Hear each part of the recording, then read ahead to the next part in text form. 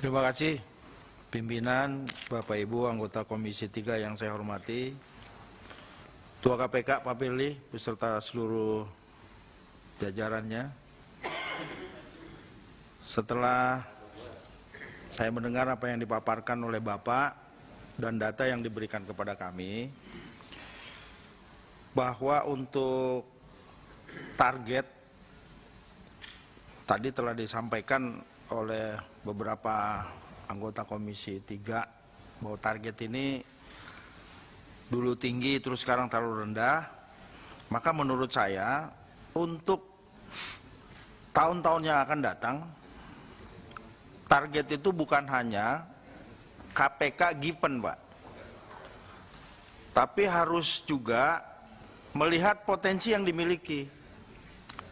Karena kalau given ini KPK kan selalu berinovasi dalam rangka pemberantasan korupsi yang harus masif dan lain sebagainya. Ya, khusus untuk PNBK juga demikian. Meskipun sebenarnya itu bukan tugas pokok Bapak, tapi karena ini nempel banyak hal, persoalan penyitaan, lelang dan lain sebagainya juga harus ditangani oleh Bapak terkait dengan keputusan pengadilan, maka bekerjanya dalam menerima itu jangan mengalir seperti air, Pak. Saran saya harus juga melihat ya, mana potensi-potensi yang sebenarnya bisa untuk meningkatkan PNBP itu. Emang biasanya kalau nerima saja, given saja, enak, apalagi kalau rendah. Wah, ini bakal nanti KPK prestasi nih, karena memang udah sebenarnya potensinya sudah ada di situ gitu. Jadi bekerjanya juga harus fair lah kalau menurut saya.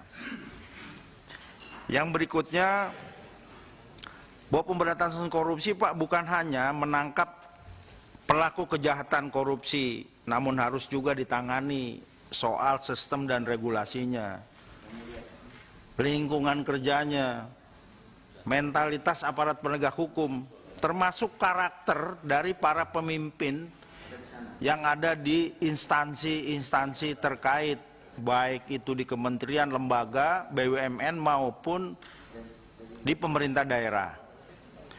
Nah, saya akan menyoroti, meminta tindakan ya dari pihak KPK di bawah kepemimpinan Pak Firly untuk segera melakukan aksi-aksi,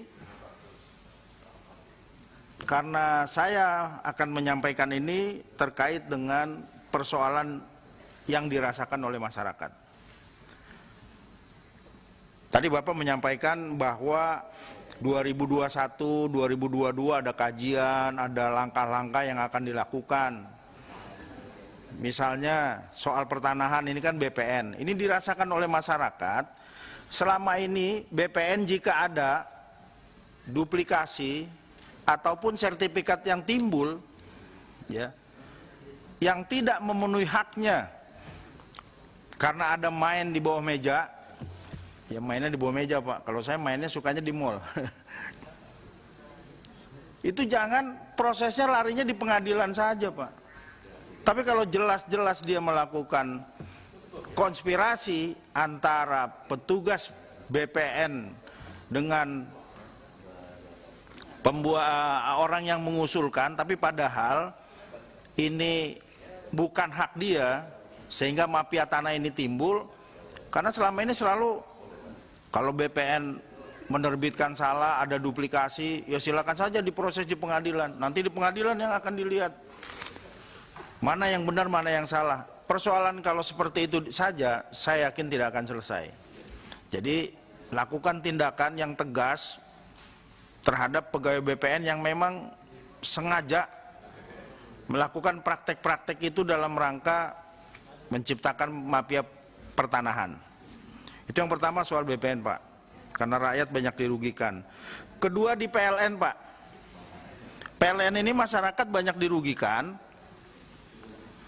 karena dengan sistem token itu ya, mereka tuh tidak tahu sebenarnya berapa tarif yang ditarik. Pertama, PPN-nya dia dikenakan. Kedua, tiap daerah memiliki tarif yang berbeda. Jadi ada dua tuh pajak yang dikenakan oleh rakyat. Pertama PPN, kemudian pajak daerah.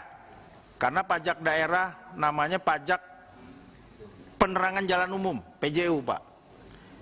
Ini harus benar-benar ditangani karena masyarakat dengan penggunaan listrik melalui token itu banyak dirugikan karena tidak tahu sebenarnya dia dipotong berapa.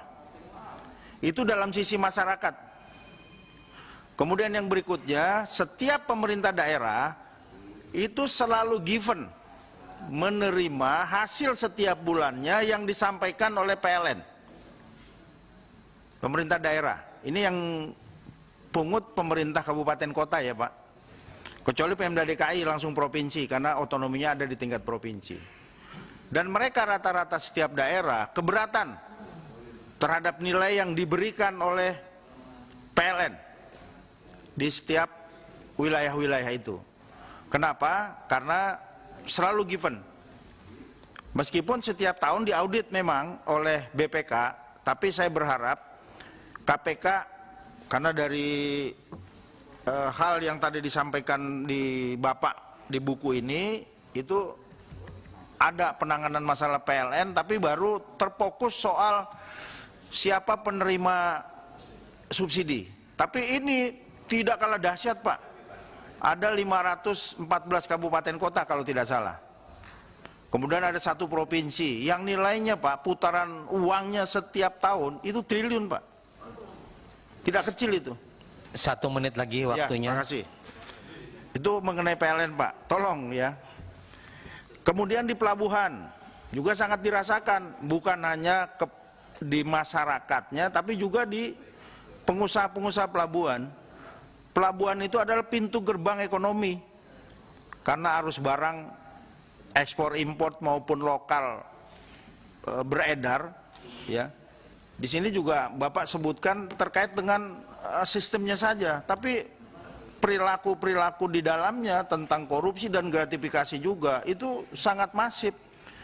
Dan saya harap ada tindakan dari KPK untuk melakukan pemberantasan ini agar yang namanya biaya suluman, kenapa produk-produk kita tidak bisa bersaing secara nasional di dalam negeri? Karena pungutan-pungutannya terlalu banyak. Mulai dia dikena pajak, mulai dia dipasarkan, mulai pendistribusiannya. Ini yang harus juga ditangani oleh KPK. Saya kira itu pimpinan. Terima kasih. Assalamualaikum warahmatullahi wabarakatuh.